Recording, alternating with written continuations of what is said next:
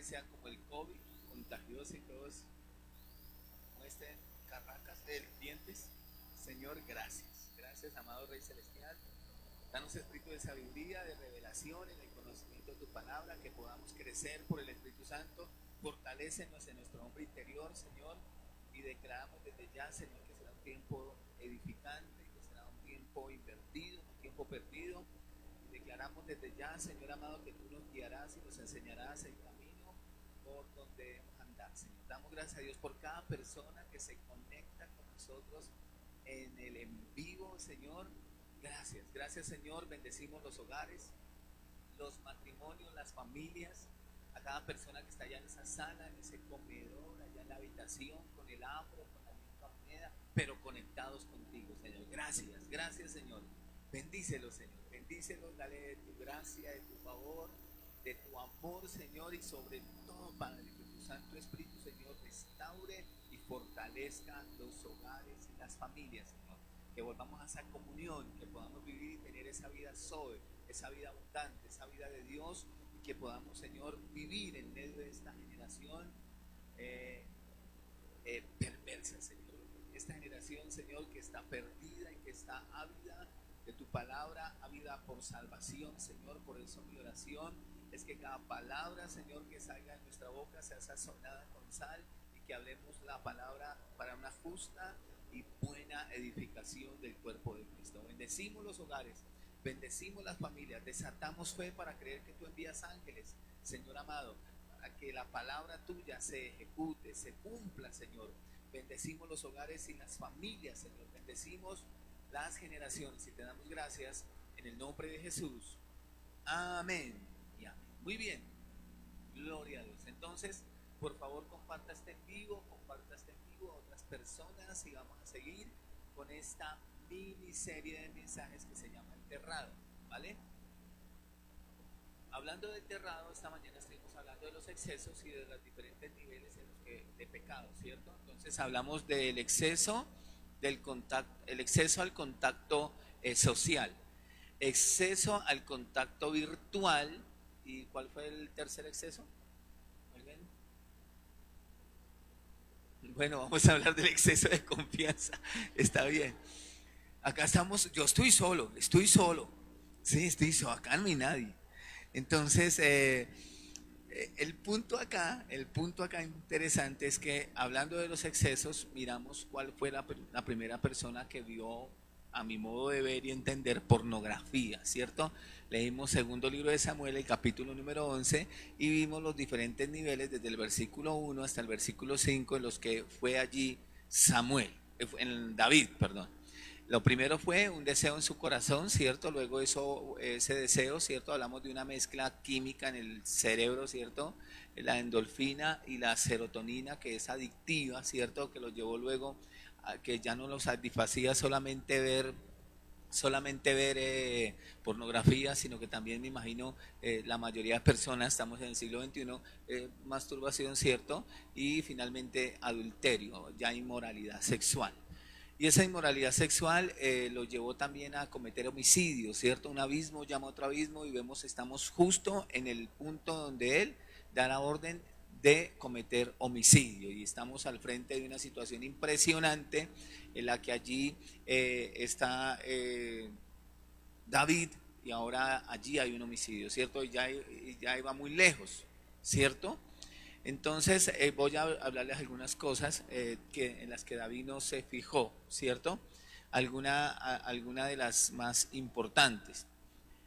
Entonces, la primera es que las decisiones en la vida son muy importantes. Cada día tomamos decisiones en la vida. Dicen que hay un promedio más o menos de 250, 300 decisiones como mínimo que estamos tomando diariamente.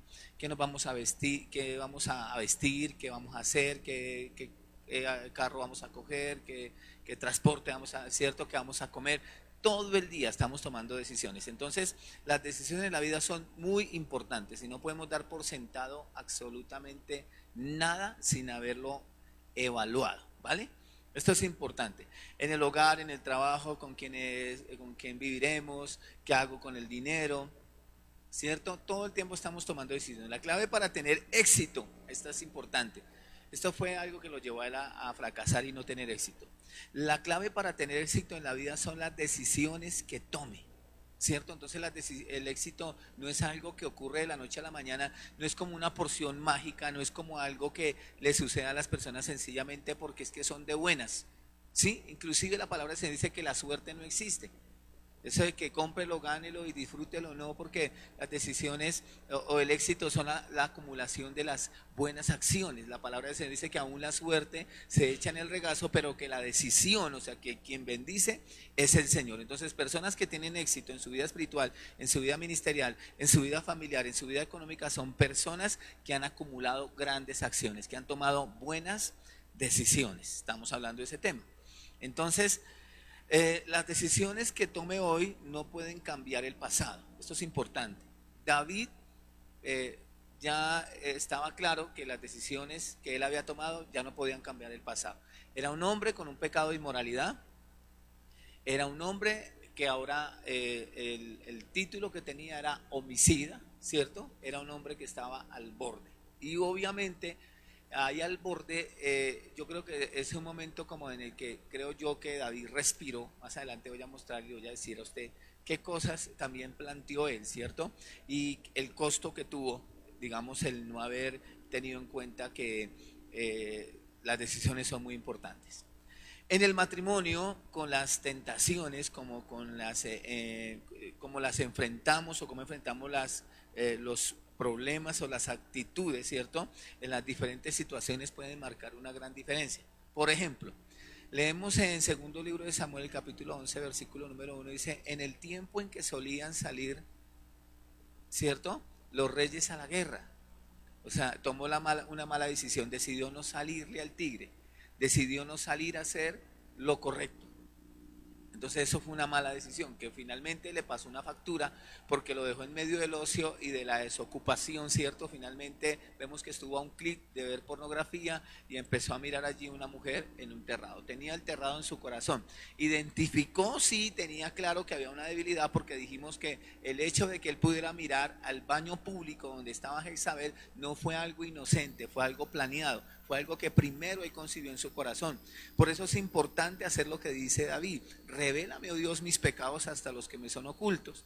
Y la palabra del Señor dice que cada uno de nosotros, los que estamos aquí, dice la palabra del Señor que Dios nos ve, ¿cierto? Dice, cuando quieras hablar conmigo, enciérrate en lo secreto, y tu Padre que ve en lo secreto. O sea, Dios ve en lo secreto. Y no sé si a usted le ha pasado, pero en el caso mío, cuando no entendía esa parte, uno va a cometer un pecado. Sí, usted va a ver pornografía, usted va a hacer alguna cosa, entonces usted llega y hace así: no está mi mamá, no está mi papá, los dejé sanos. O usted está casado y dice: no está mi esposa, no está mi esposo, no están mis hijos, los dejé sanos. Usted mira, pero no mira. Y Dios todo lo ve, ¿cierto? Entonces a veces, y esta mañana hablábamos acerca del cristianés, nos aprendimos el cristianés, todo el mundo, gloria a Dios y aleluya, y uno ve gente que pareciera que todo el tiempo estuviera de culto, ¿no?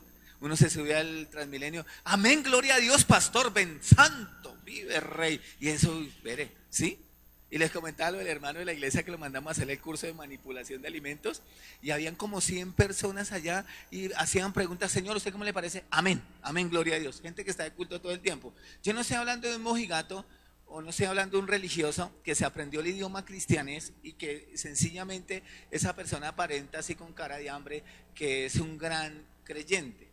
Yo estoy hablando desde lo que nosotros hacemos cuando nadie nos ve, porque nosotros somos lo que hacemos cuando nadie nos ve.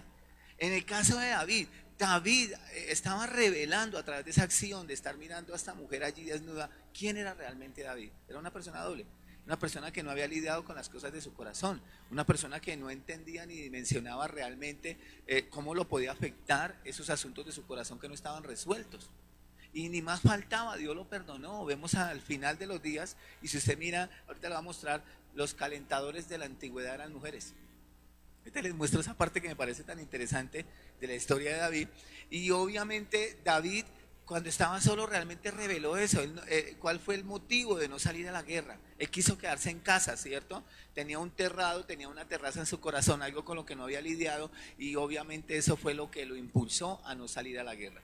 Entonces, no ser personas organizadas o una, digamos, una señal de alerta en una persona que puede eventualmente tener un terrado en su corazón o acceder a que su mente divague y empieza a intentar satisfacer esos deseos o fantasías sexuales, es que son personas por lo general desocupadas, ¿cierto? La palabra del Señor dice que Él nos dio a nosotros un trabajo, dice que nos ocupemos, aunque todo lo que se hace debajo del cielo produce aflicción de espíritu, ¿cierto? Fatiga, pero la Biblia también es cierto que dice que todo nuestro, que disfrutemos de la obra de nuestro trabajo, de nuestras manos. Entonces Dios sí quiere que nosotros nos ocupemos, ¿cierto? O como personas que dicen, pastora, Adán y Eva no trabajaban en el paraíso, ellos no hacían nada. Ay, tan mentiroso. Sí, y la gente inclusive se inventó la canción de que el negrito del batey tenía claro que el trabajo para él era un enemigo. Pero si ustedes miran la palabra del Señor, el trabajo es una bendición. Dios creó el trabajo y fue para que el hombre fuera bendecido por él. Entonces, personas que no son disciplinadas en cuanto a sus actividades, llámese estudio, llámese trabajo, son personas que están más propensas, ¿cierto?, a tener un terrado o alimentar ese terrado o ese vínculo con el que está suscrito al pecado, ¿vale? Entonces, necesitamos ser decisivos. Necesitamos ser decisivos en estar en línea con la palabra. Esto es determinante. Necesitamos ser decisivos en ese sentido. ¿Listo? Entonces, necesitamos ser determinantes. Entonces, porque ser decisivo nos puede ayudar a nosotros a enfrentar los problemas. Quiero leer Mateo capítulo 4, versículo 18.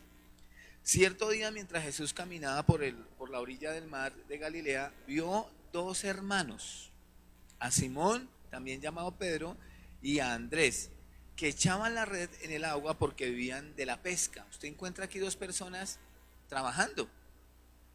Hay personas, o sea, usted no ve personas allí sin actividad. Jesús los llamó, vengan, síganme, y yo les enseñaré cómo pescar personas.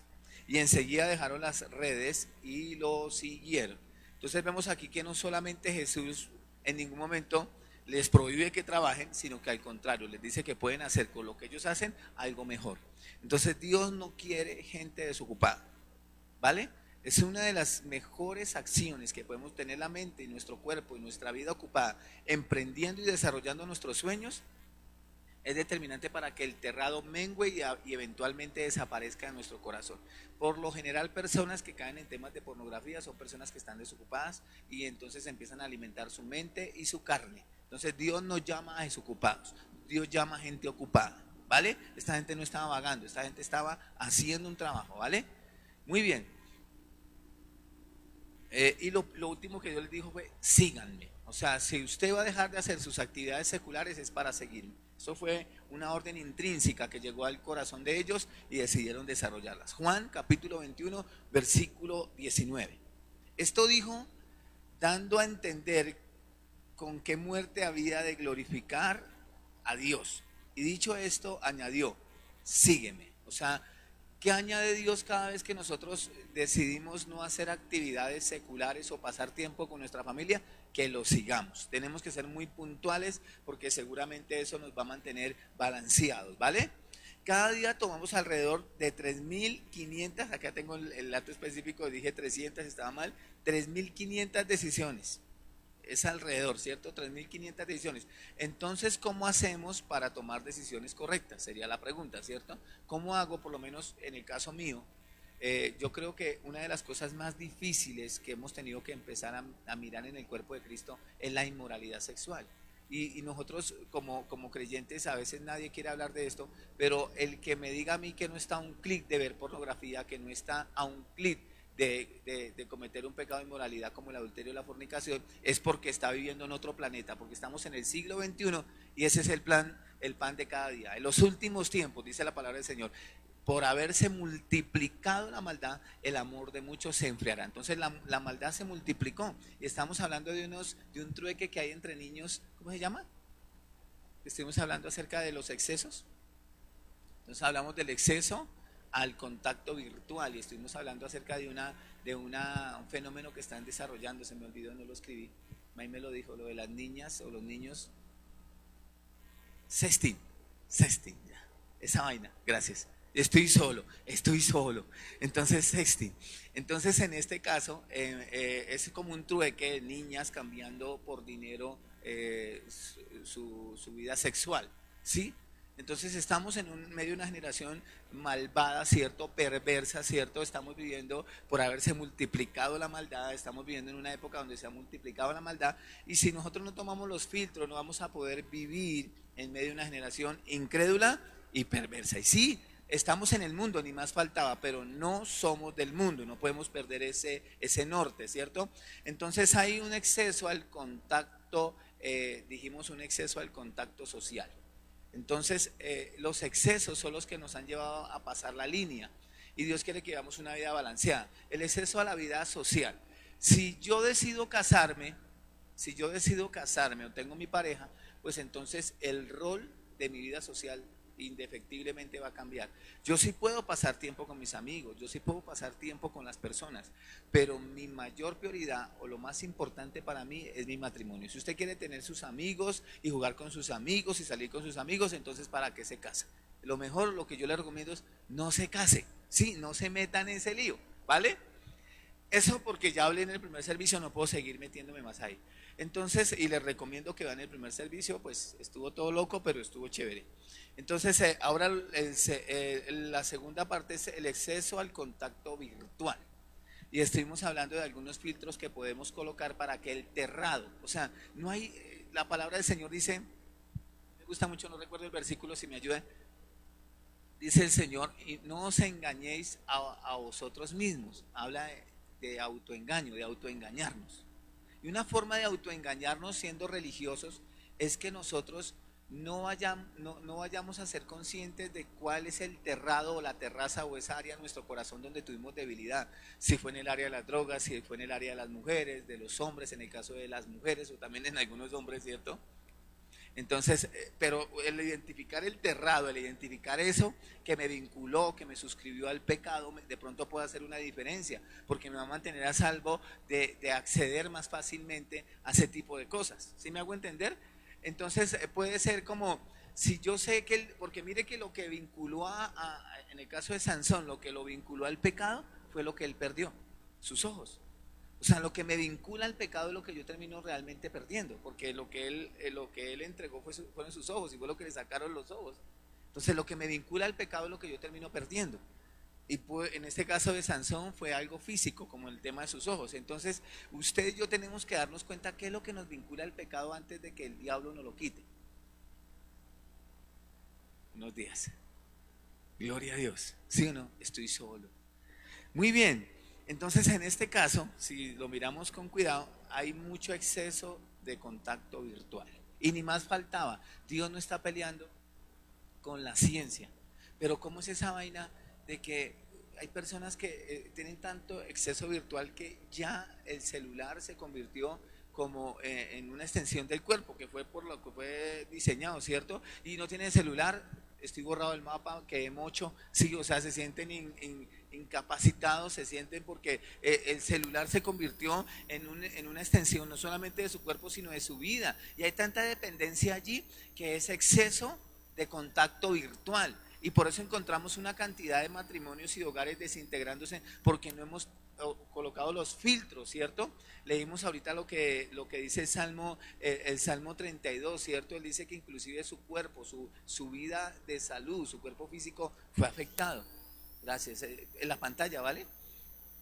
Entonces, el autoengaño, 1 Corintios capítulo 3, versículo número 18, no os engañéis a vosotros mismos. El autoengaño es que yo no sea consciente de eso que me vincula al pecado.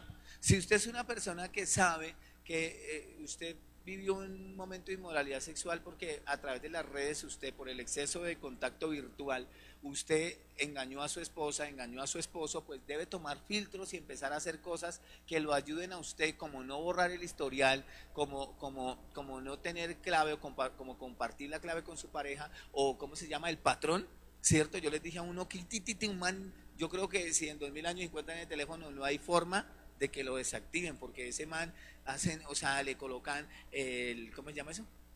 El, esa vaina, les colocan huella, les colocan clave, que esconden, ¿sí? Entonces una forma de que nosotros podamos tener salud en el terrado, en esas áreas, en esa terraza, en esa área de debilidad de nuestra vida, es que nosotros no borremos el historial, compartimos la clave con nuestra pareja o el, ¿cómo se llama? El patrón, ¿sí?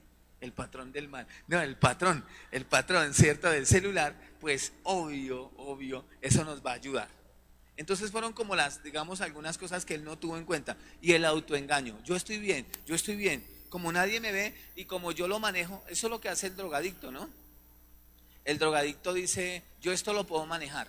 Pero dijimos que es una adicción igual, la pornografía, la masturbación, el adulterio, es una enfermedad exactamente igual a la adicción a las drogas o al alcohol. Dijimos que habían dos reacciones químicas en el cerebro, una la endorfina y la otra la serotonina, que es adictiva.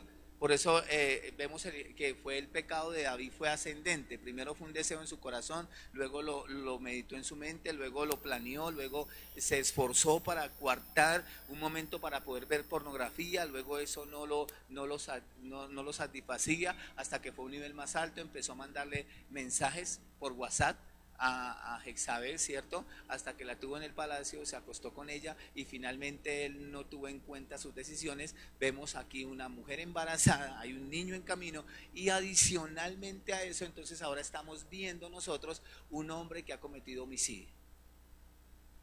Impresionante. Y hasta este punto, entonces David, él ni siquiera había reaccionado a su nueva, digamos, realidad. Pero hay unas cosas o ciertos detalles en la vida de David que me parecen espectaculares, que son dignos de resaltar, de tener en cuenta y de mirar también cómo es el amor de Dios y cómo vemos ese Dios de las oportunidades o de gracia, cómo Él empieza a restaurar la vida de David, ¿vale? Y lo primero que David hace es orar. ¿Qué es lo primero que David hace? Orar. Y lo que él ora es la voluntad del Señor, que los hombres procedan al arrepentimiento. Y él reconoce su pecado y él empieza a hacerse consciente de que hay un área en su vida en la que se fracturaron muchas cosas y él empieza a hacer ciertas cosas que lo van a llevar otra vez a restablecerse en su vida, ¿cierto? Y me voy a adelantar un poquito, pero quiero mostrarles algo acá. Muy bien. Entonces, en el versículo número, ok. En el versículo número 11 del segundo libro de Samuel, perdón, en el capítulo 11 del segundo libro de Samuel, en el versículo, ahora sí, 4, y envió David mensajes por WhatsApp, por el Messenger, ¿cierto? A Jezabel, y envió David mensajeros y la tomó y vino a él y él durmió con ella. Luego ella se purificó de su inmundicia y se volvió a su casa y concibió la mujer y envió a hacérselo saber a David diciendo, estoy encinta, estoy embarazada, me embaracé. Entonces David envió a decir a Joab, envíeme a Urías Eteo. Y Jehová envió, ¿y qué? Y Joab envió a Urías Eteo. Entonces en este caso en particular, mire esto, miren esta parte. David, por autoengañarse, por tratar de aparentar lo que él no era, él intentó mirar fue cómo tapaba su error. Y eso fue gravísimo, ya le voy a hablar también de la cualidad. Pero él intentó tapar o ocultar el cielo con un dedo. Eso se llama autoengaño. Usted no piense ni se deje pasar por la mente ni por un instante que haciendo males vamos a obtener bienes. Que no se permita ni por un instante creer que no estamos bajo ataque y que el diablo está interesado en que su economía sea un fiasco, que usted viva arruinado. El diablo está interesado en que nuestro ministerio se arruine, en que nuestro hogar se arruine, en que nuestra familia se arruine, en que nosotros no cumplamos nuestros sueños. Estamos bajo ataque. Y si usted sabe que estamos bajo ataque, no intente vivir entre dos reinos. No intente vivir, como digo yo, a dos sabores, en la que yo puedo coquetearle al diablo y jugar con él. Y también al mismo tiempo puedo tener a Dios. Y cuando yo necesito a Dios lo busco. Y no me llames, Señor, nosotros te llamamos. Entonces, ese es como un conflicto en el que nosotros podemos mantenernos y el autoengaño nos lleva a creer que es que Dios y yo somos panas, somos parceros, somos cuchicuchi, somos llaverías y como Él me entiende y Él me ama como yo soy, Él va a tener en cuenta, Él me quiere así porque Él me necesita. Eso es ser uno bobo y autoengañarse. Entonces no podemos caer en ese error de autoengañarnos. Debemos entrar es al estado de conciencia en el que entró David. Quiero leerles el Salmo capítulo número 32. Léalo por favor conmigo. Salmo capítulo 32. Vamos a mirar la primera cualidad que ayudó a David a que él empezara otra vez a restaurar su vida de relación y de comunión con Dios.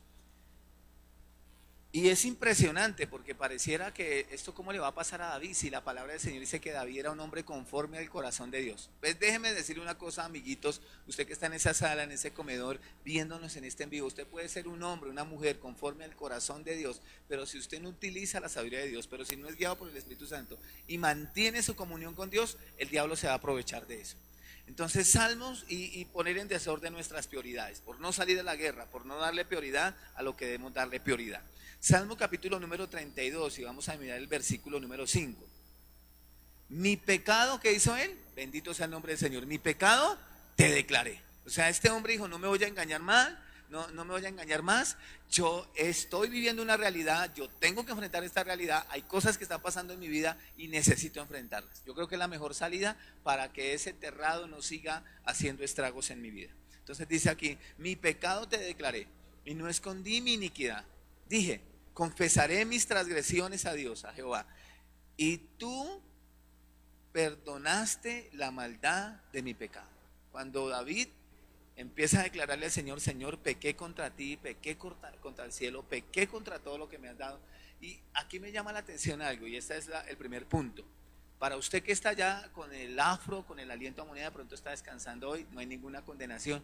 Pero el primer punto donde yo creo que nosotros tenemos que tener en cuenta es que no nos engañamos más, pero también tenemos que acordarnos de todo lo que sufrimos. Cada vez que el diablo lo tiende a volver a ver pornografía, a volverse a masturbar, a volver a cometer un pecado moral y que usted recuerde y que usted quiera hacer eso, recuerde cómo se arruinó, cómo su hogar se dañó, cómo su salud se afectó, recuerde todo lo que ha sufrido y seguramente usted va a decir, no, más bien no me meto allá. Recuerde todo lo que le pasó, recuerde por dónde pasó, qué fue lo que pasó por haberlo hecho ya. Entonces aquí tenemos a este hombre confesándolo, enfrentándolo y me parece que es un gesto de valentía, de coraje. Me parece que la grandeza de cualquier hombre, de cualquier mujer en la tierra es reconocer sus pecados. Yo creo que el perdón es la mejor salida para el ser humano, pero para eso se necesita tener valentía, se necesita ser fuerte, ¿cierto? Se necesita tener una voluntad clara de ver la gloria del Señor. Entonces, de apreciar, ¿vale? Entonces dice que él lo declaró, ¿cierto? Dice el versículo 6, por esto orará a ti todo santo el tiempo en que puedas ser hallado. Él reconoció, número 2, otra cualidad de David. David entendió que con Dios nunca es tarde, que él podía corregir esa situación, que él podía volver a la comunión. Y todos sabemos que en el momento que nosotros decidamos, Dios va a estar siempre en el mismo lugar, ahí en nuestro corazón, dispuesto a ayudarnos, a volvernos a restaurar, ¿vale? Muy bien. Ahora, versículo 7. Tú eres mi refugio, le dijo David, porque la reputación de David se había ido al piso. ¿Sí o no? Imagínese, fue el profeta Natán y le dijo una cantidad de cosas. Usted puede leer la historia toda en su casa completa. Y Natán llega y le dice que había un hombre con una sola ovejita, que otro tenía mucha. Y este hombre en su religiosidad, por su autoengaño, él dijo que eso que había pasado con ese hombre tirano, que le había quitado la única ovejita que tenía ese hombre, que era digno de condenar a ese hombre de pagar. Y de pronto el profeta le dice, ese hombre eres tú. Yo creo que eso fue algo devastador para David. Y dice aquí, tú eres mi refugio. Yo creo que cuando se acaba la reputación o cuando hay un problema moral en el matrimonio o cuando hay una pérdida por causa de nuestro pecado y se pierde nuestra reputación, porque si nos arruinamos, así queramos pagar, no podemos porque estamos arruinados. Y la ruina es una de las consecuencias del pecado, porque la paga del pecado es muerte. Y no estamos hablando de muerte física, también estamos hablando de muerte, de muerte espiritual, estamos hablando de muerte económica. Entonces hay una cantidad de cosas a las que están suscrito el pecado, pero todo lo que asociamos con pecado lo que produce es muerte. Porque cuando estamos en Cristo Jesús, Dios lo que nos hace con nuestra nueva posición en Cristo Jesús es darnos poder para hacer riqueza, es darnos autoridad sobre este mundo caído, es volvernos otra vez al original, es volver a ostentar la autoridad del creyente. Entonces una de las cosas que David empieza a experimentar es que él había perdido su reputación y solamente Dios podía levantar su reputación. Y dice él, tú eres mi refugio, me guardarás de la angustia.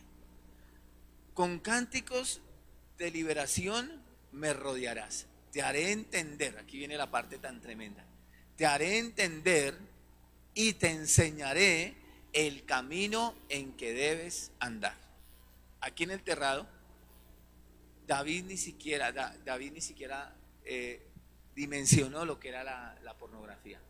Y no sé si usted ha visto, y esta mañana lo compartía con los hermanos, una palabra que ahora es muy popular. No lo vi venir. No lo vi venir. Es que empezó la cuarentena y no lo vimos venir. Empezó este problema moral en mi vida, pero yo no lo vi venir. No lo vi. El exceso de contacto visual. Esta es otra debilidad que David tuvo allí en el terrado. El exceso de contacto visual. Yo creo que nosotros los hombres vamos a tener que entrar a resolver qué hacemos con nuestros ojos. Pero no podemos tener unos ojos así todos bailones. Te imaginas un man con los ojos bailones y cristiano en una autopista. Ahí pasó la de los tintos. ¿Cierto? Y el exceso de contacto visual, él lo hizo juntarse con una ramera. Y ya les expliqué esta mañana qué es una ramera. Una ramera es una señora que vende ramas. Sí, para que ustedes vean que uno utiliza como esa, ¿cierto? Como ese cuidado para hablar, para no ofender a nadie. ¿Y cómo así si era la señora de Urías Eteo? Pero dijimos que si usted lee Proverbios, usted ve cuáles son los síntomas de una mujer, ¿cierto? Para acceder a prostituirse. Esta mujer de Proverbios dice, estoy sola en casa porque mi esposo se ha ido lejos. O sea, la ausencia de esa figura afectiva de ese hombre, ¿cierto? La hizo entrar en esa debilidad moral, ¿cierto? A la mujer también. O sea, la mujer necesita atención.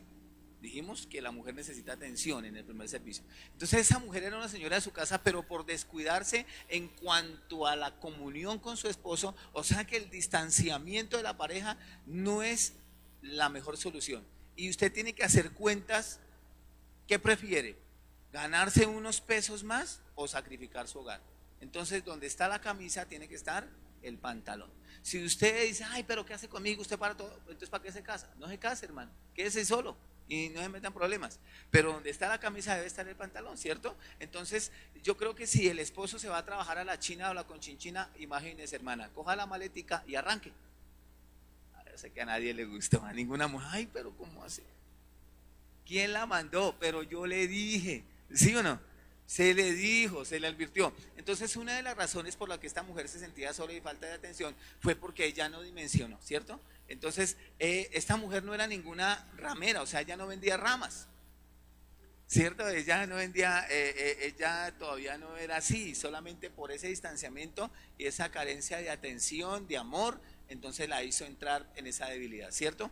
Pero vemos ahora el caso también de David, el exceso de ¿qué? El exceso de contacto visual. Entonces, yo sí creo y pienso para mí que nosotros vamos a tener como hombres que trabajar mucho en esa área, ¿cierto? ¿Cómo veo? Y la palabra del Señor nos dice a nosotros, si son mayores que nosotros, las tratemos como a nuestras propias mamás, ¿cierto?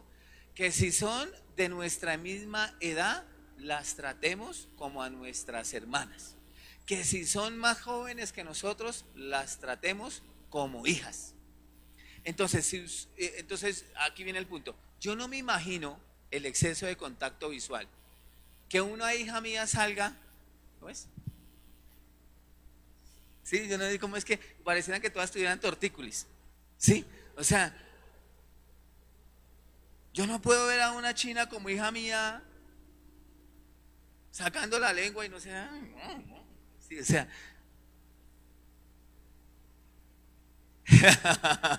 yo no puedo hacer eso.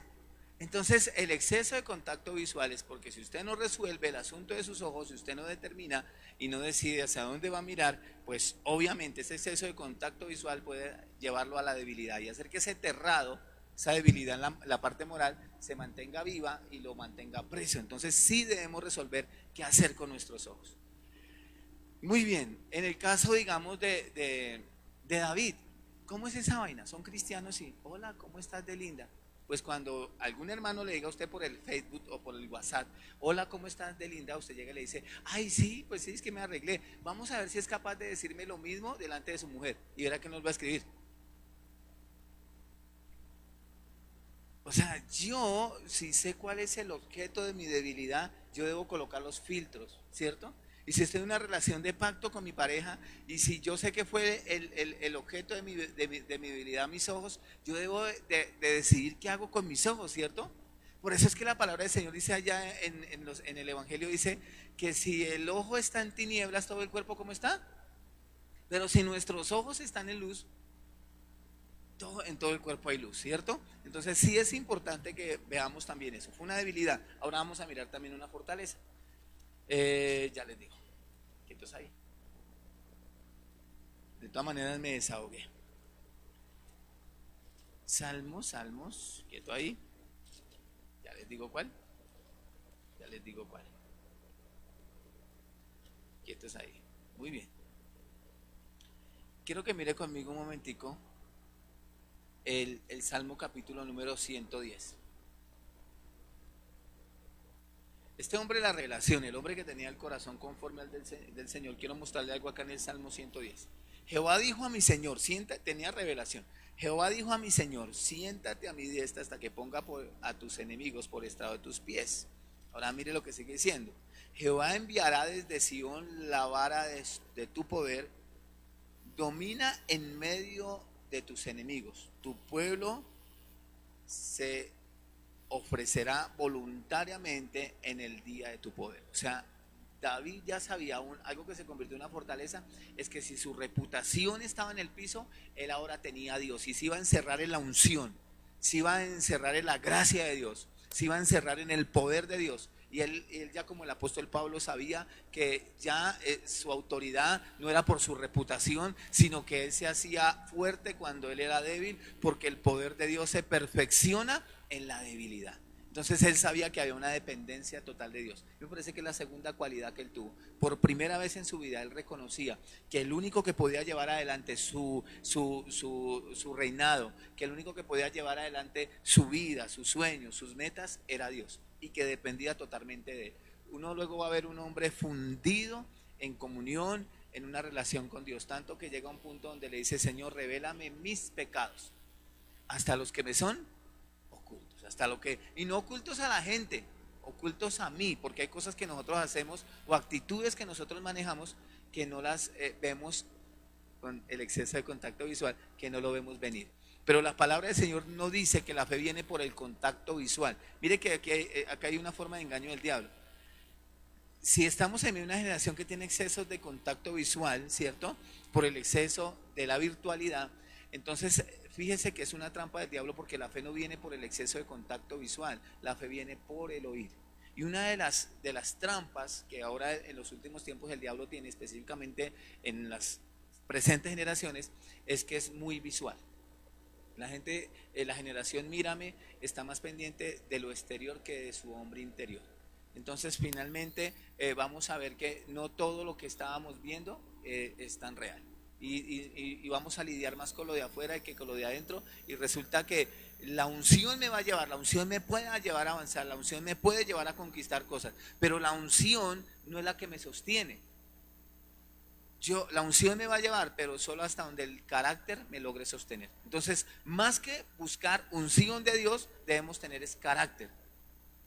Y carácter, porque la palabra de Señor dice en Génesis 2, dice en Génesis 3, dice que fuimos hechos conforme a su imagen. La palabra imagen es carácter, características, ¿cierto?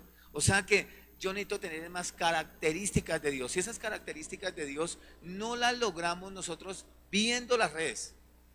Esas las logramos es viviendo y teniendo una vida de comunión, oyendo oyendo la palabra del Señor, manteniendo comunión con Él.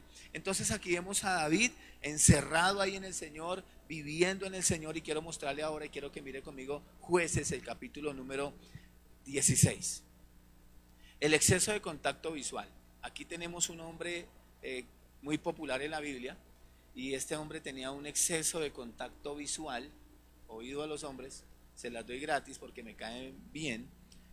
Y esto lo llevó a una situación bien tremenda. Tenía exceso de contacto visual. Y quiero como adelantarle un poquito. Hay ya estadísticas muy grandes que casi las generaciones actuales, los milenios, más del 40% tiene problemas con el tema de su vista, ¿cierto? Porque tienen mucho contacto, ¿cierto? Mucho exceso de contacto visual. Entonces, Jueces capítulo número 16. Jueces capítulo número 16. Y vamos a mirar el versículo número 28. Vale. Miren lo que dice la palabra del Señor.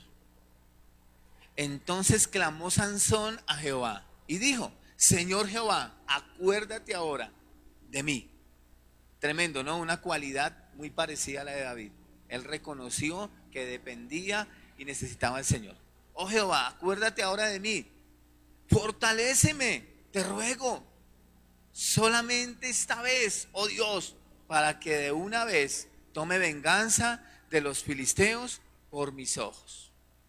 Vean, hermano, yo no sé si a usted le ha pasado, pero una de las cosas más tremendas que David experimentó es que, aunque este hombre fue un hombre muy rico, tuvo muchas riquezas materiales, y eso está bien, porque la palabra se dice que esa es su voluntad. Nosotros entendemos que Jesús fue a la cruz y se hizo pobre para que nosotros fuésemos enriquecidos, y la voluntad de Dios es prosperarnos y quiere que vivamos una vida llena de prosperidad.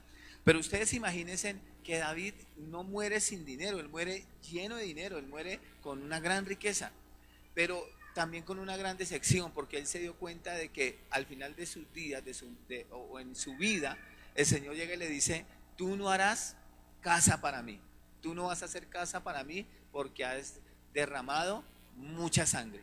En este caso en particular, las riquezas verdaderas son las espirituales, las que permanecen, las que prevalecen para siempre. Entonces, todo lo que usted tenga, todo lo que usted pueda acumular, por lo que usted descuida su hogar, por lo que usted descuida su vida de comunión, por lo que usted sacrifica las relaciones con sus hijos, tener calidad de vida, poder compartir con sus seres queridos, todo eso por lo que usted se esfuerza tanto, por lo material, todo eso se va a acabar. Y lo que realmente va a quedar son las riquezas verdaderas, lo espiritual.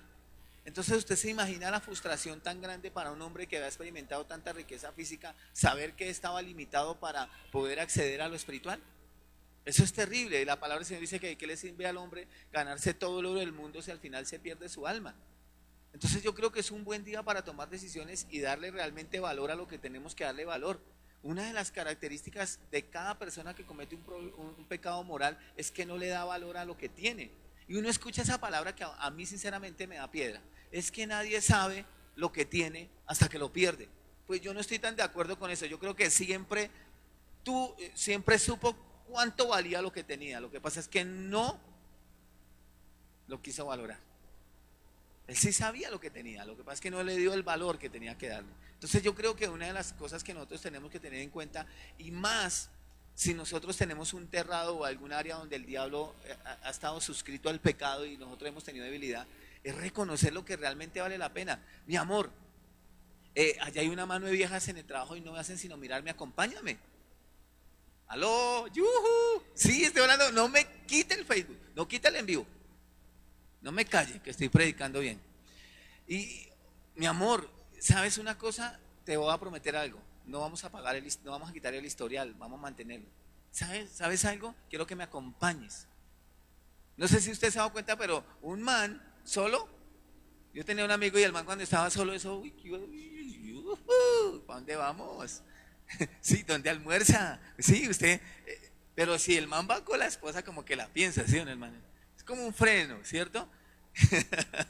Entonces podemos mirarlo, la palabra del Señor. Dios dice en su palabra, ¿cierto? Cuando crea la mujer, dice, lo que lo lleva a Dios a tomar la decisión de él crear a una mujer, dice: no es bueno que el hombre esté solo. Mujeres, Usted que me está viendo allá en la habitación, en el cuarto de la casa, se la doy gratis porque me cae bien. No es bueno que su esposo esté solo. Porque ahorita la señora que vende ramas está disfrazada de tintera, de secretaria, está disfrazada ella en el Transmilenio. Ahora hay otros oficios. ¿Sí me hago entender? No es bueno que el hombre esté solo. Le haré una ayuda. Ahí se crea el ministerio de ayudas. La mujer es una ayuda para el hombre, es un complemento. Si usted tiene su esposa, hombre, ¿quiere tener amigas? Le presento a su esposa. ¿Quiere tener amigos? Le presento a su esposo. Si no le gusta, pues entonces no se case. Fácil. Eso es.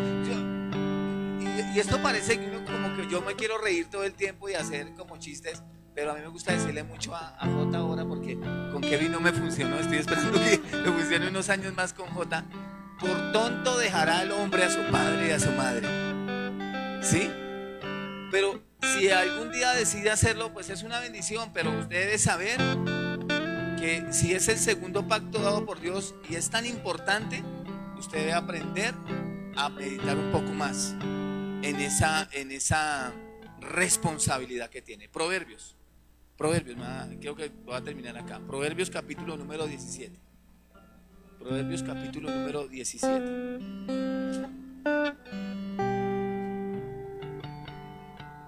Proverbios capítulo número 17, ¿vale? Mira lo que dice aquí la palabra del Señor. Y vamos a ver el versículo número 13.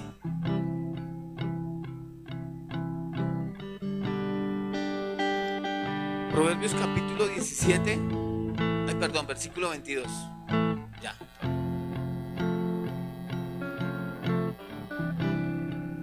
El corazón alegre, ¿sí estamos? 17, 22, ¿sí? El corazón alegre constituye buen remedio, mas el espíritu triste seca los huesos. El impío toma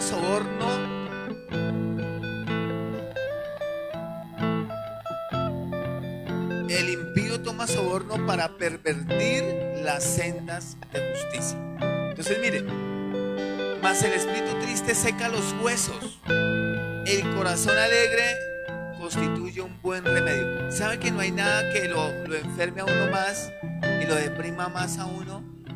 Que es saber que por no haber usado la sabiduría de Dios, que por no haber escuchado el consejo de Dios, y yo creo que eso es tan deprimente, y yo creo que todos los que en algún área hemos fallado, le hacemos un duelo a eso, porque es terrible cuando ya logramos determinar o dimensionar. ¿Usted se imagina el corazón de David cuando le dijo el hombre de Dios: ese hombre eres tú?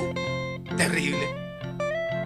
Yo creo que ese man dijo: wow, y lo que vino y las consecuencias que vinieron después de eso, porque nunca más, déjeme decirle algo, nunca más, en el caso de David, yo creo que pudo volver a ver esa paz.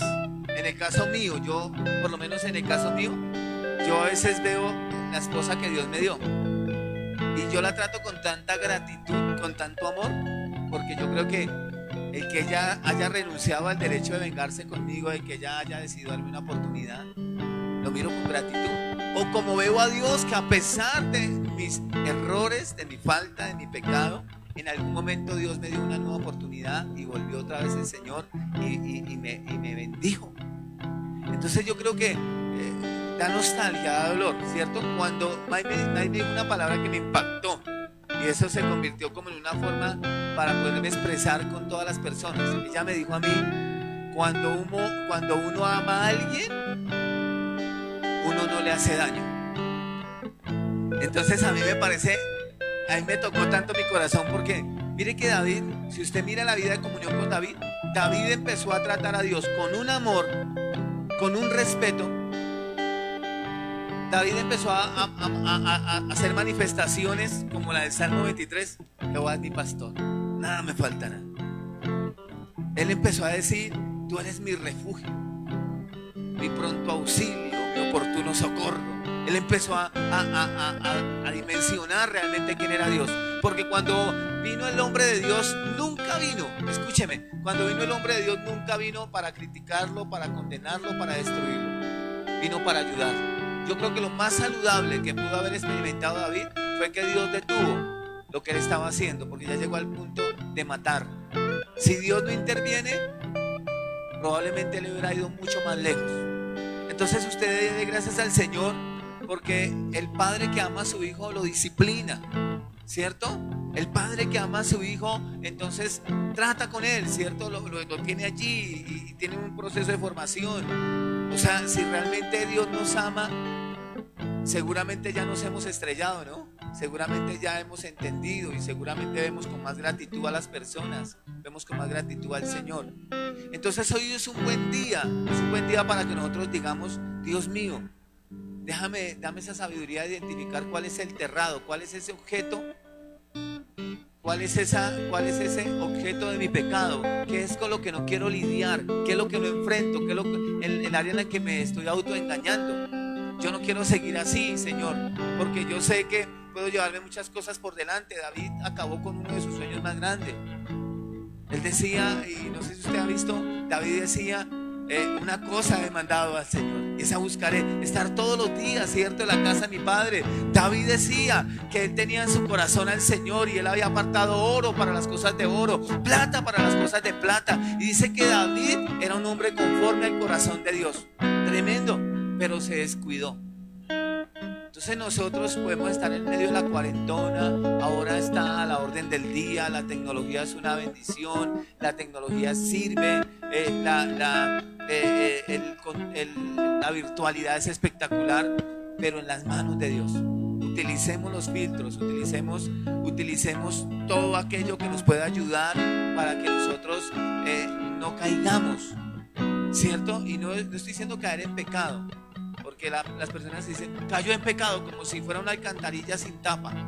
Sí, o sea, cayó en pecado. No hay tal cosa como caer en pecado. Entró en pecado. Caemos es de la gracia, dice Gálatas. Caemos es de la gracia. Caemos es de la comunión. Caemos es de nuestra relación con Dios, y entonces el diablo, nos hacemos vulnerables y el diablo se aprovecha de nosotros. Entonces jamás, ni por nada del mundo. Yo sé que usted puede tener mucho trabajo, usted puede tener muchos compromisos, usted puede tener muchas cosas en mente. De pronto las horas no le dan, pero déle el primer lugar al Señor. No pierda su comunión con Él. Manténgase firme con su carácter, manténgase firme en sus decisiones, en sus ideales. No permita que el diablo lo saque del plan, del propósito, ¿vale? Entonces oremos. Usted que está allá en su casa, póngase sobre sus pies, ¿cierto? Así con el afro y todo, allá en pantaloneta, en chingue, ¿sí? Allá donde usted está, o si está en el trabajo, no sé dónde nos está viendo, escríbanos. Pero sí me gustaría que usted orara. Y creo que el domingo que viene termino el primer servicio de esta miniserie del terrado. Pero por lo menos ya está claro algo, que todo está, o todo empieza primero, es en esa terraza que en nuestro caso se llama corazón. Le vamos a pedir al Señor: perdóname, yo no puedo tener más alto concepto de mí mismo que el que debiera tener. Debo pensar de mí con cordura y debo saber que el objeto del pecado con el que el diablo me ha tenido encarcelado, aun cuando yo venza y tenga victoria, él va a intentar otra vez volverme prisionero. Necesito volver a la comunión. Necesito, Señor, tener comunión contigo, Señor. Yo sé, Señor, que tu poder se perfecciona en mi debilidad. Fortaléceme, Señor. Lávame con hisopo, Señor, y seré más blanco que la nieve, Señor. Borra mis pecados, mis rebeliones, Señor. Ayúdame, Señor. Dame un corazón nuevo, Señor. Que un espíritu noble me sustente. Y por favor, no quites de mí. Por favor, Señor, no quites de mí. Por favor, Señor, no quites de mí tu Santo Espíritu. No quites de mí, Señor, tu Santo Espíritu. Espíritu Santo, si te he contristado, si te he apenado, Espíritu Santo, si te he apagado en mi vida, yo te pido perdón. Tú eres mi mejor amigo, eres el amor de mi vida. Perdóname. Hoy más que nunca te necesito. Ven, Espíritu Santo. Ven, Espíritu Santo. Ven, Espíritu Santo.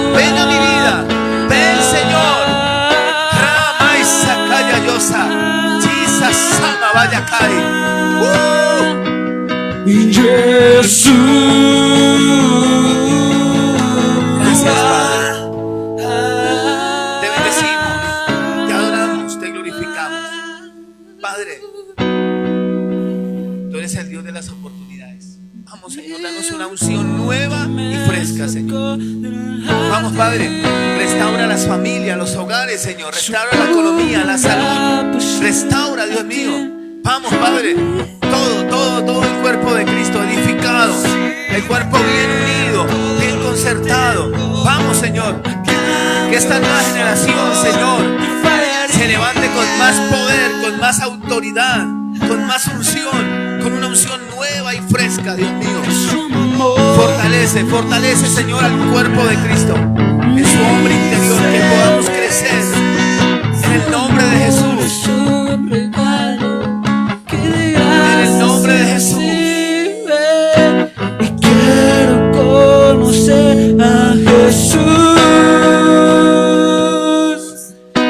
Yo quiero conocer a Jesús y ser amado en Él, y ser hallado en Él, y ser hallado en Él.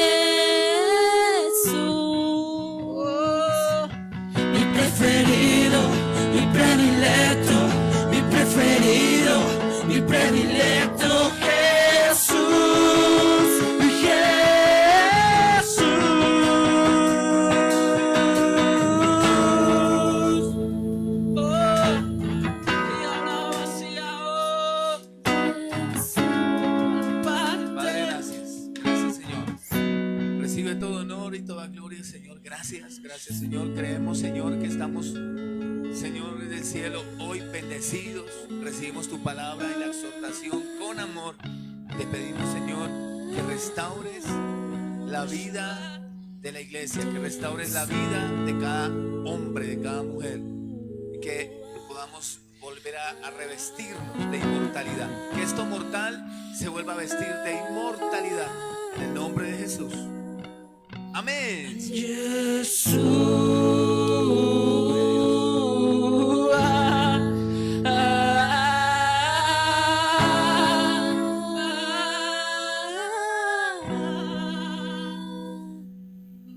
Yo voy a leer primera carta a los Corintios, el capítulo 10. Yo voy a leer algo que me parece y que cala muy bien con el mensaje. Primera carta a los Corintios, capítulo 10. Versículo número 13.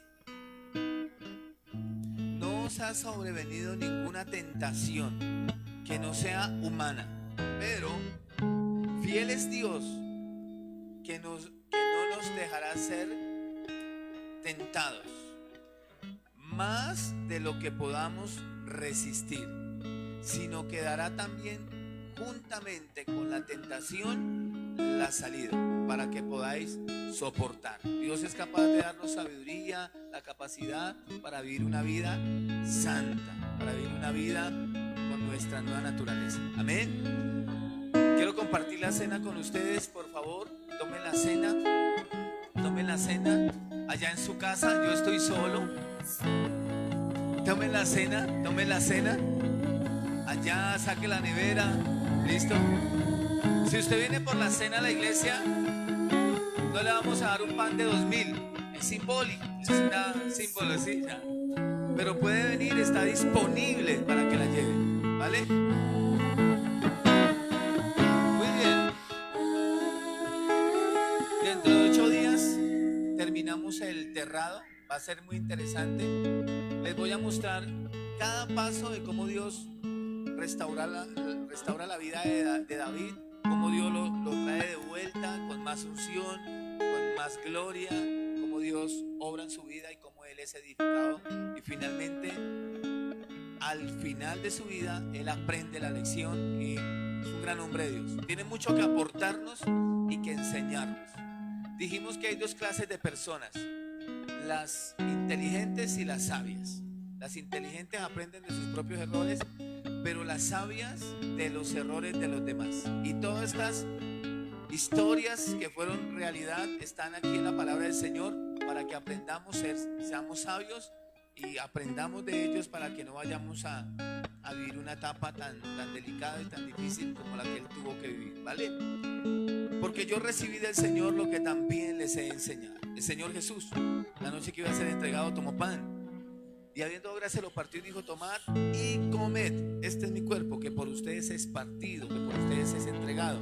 Hagan esto en memoria de mí. Participemos del pan. Gracias, Señor Jesús. Amén. Muy bien.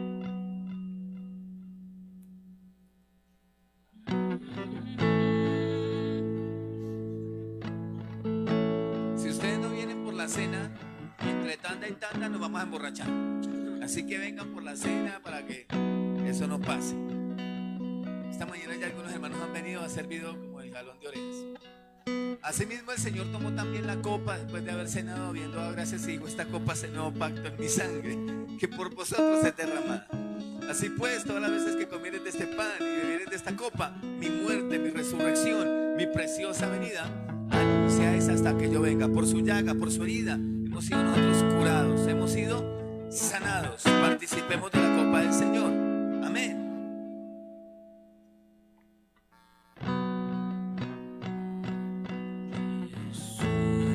Bendiga que está a su lado. Amén. Si tiene al lado su esposa, dele un besito en la carraquita. Si está al lado de un hermano, dele la mano. Si le pide un beso, pégale un puño. Amén. Aplica en la casa, en la sala, en el comedor. Vamos a orar, dale gracias al Señor. A ver, ¿vale? ¿Tú lo haces? Padre, gracias, Señor. Gracias por la iglesia, por los hermanos. Gracias por este maravilloso día. Ponemos la nueva semana en tus manos y declaramos bendición, fructificación, incremento, Señor. En el nombre de Jesús. Amén. Chao, chao. Bendiciones.